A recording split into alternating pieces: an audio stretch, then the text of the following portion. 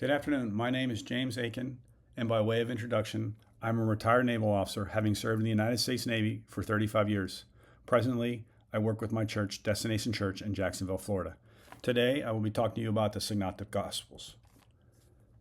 The Synoptic Gospels clearly have major themes associated with each of the writers, but before we jump into those, I'd like to just sort of anchor a little bit on some definitions. Synoptic means seeing together or sharing. And as we look at these three Gospels, specifically Mark, Matthew, and Luke, it's clear that they have shared some material as they put together their eyewitness accounts of the life of Jesus. And then the second word I want to anchor on is that gospel word, that glad tidings, that good news.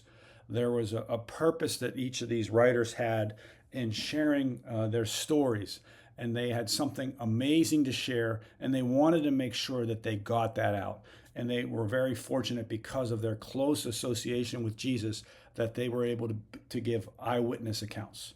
So as we move forward into the different Gospels, we want to start with Mark first. Mark is believed to be, by theologians, the first of the three synoptic Gospels. And it defines Jesus as the suffering servant and the coming king.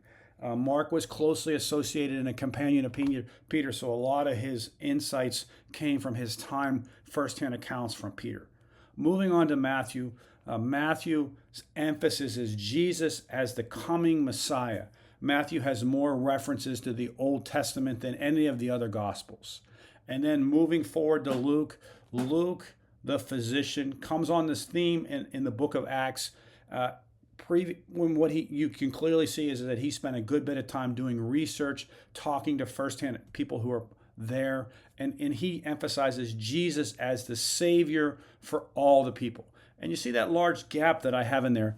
It really shows that John stands apart from all of these first three synoptic gospels. John is off on his own. He has his own theme. And of course, John is the first-hand account and probably spent more time with Jesus than any of the other writers. And John's purpose was make no mistake, Jesus may be the suffering servant. He may be the Messiah. He may be the Savior. Make no mistake, he is the Son of God. He is deity.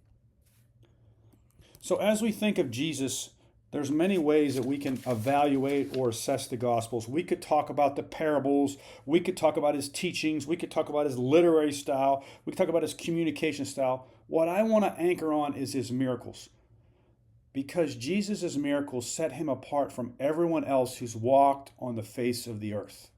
Now, as we look at the four Gospels, there's two miracles that stand out that are in each of the four Gospels: the feeding of 5,000, and of course, the death and resurrection of Jesus. And thinking back to those themes that we just talked about just a few moments ago, it's clear that as each of these writers of the Gospels tells their story, you can see them in these two miracles. So for Mark, the feeding of the 5,000, Jesus highlights that he is the good shepherd. He's showing them, I'm the servant, I'm the king who actually takes care of you. Okay? And then subsequently with the resurrection, Jesus highlights his words, when greater love has no man than this, than to give up his life for his friends. Moving on to Matthew, Matthew looked at the Old Testament and said, hey, look at the Old Testament, look at Moses, look at Elijah, look at Elisha. They actually were touched by the finger of God, and they were able to feed people. They were able to create food for different people.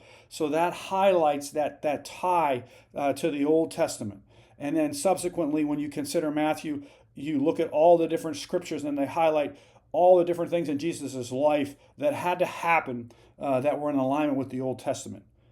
Including his death and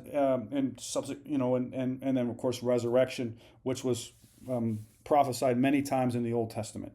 Then we move on to Luke, and Luke talks specifically about Jesus' care for all. In the feeding of the 5,000, the disciples were all about sending the people off. Hey, we don't have enough food for them. We can't give it to them. They got to go find it. It'd take 10 months' wages in order to be able to feed them. And Jesus said, no, we're going to feed it. And then subsequently in the resurrection, Jesus showed his care for all, for the outsiders, for the marginalized. He showed his compassion. And really, even if you consider just the fact that he first showed himself to a woman, really demonstrates what Luke is trying to highlight in this is that his care for the outsider and the marginalized, because in that time period, as most of you remember, the women were marginalized. And then as we move on to John, John starts with in the beginning was the Word, and the Word was with God, and the Word was God. And then he went into these different I am statements. And one of the I am statements was this, I am the bread of life. And then subsequently, Jesus provides food for 5,000. And then subsequently, Jesus says, I am the way, the truth, and the life. And he dies, and then he rises again. So you look at that, and you can clearly see that resurrection. And so now as we transition, we finish up, and we can see that many perspectives of Jesus through the Gospels, through all these different lenses. Mark as the servant, and Matthew as the coming Messiah, Luke as the Savior for all, and Jesus as God's only Son and truly deity. Thank you very much, and have a great day. Appreciate this opportunity, and thanks for all your sharing all this insight.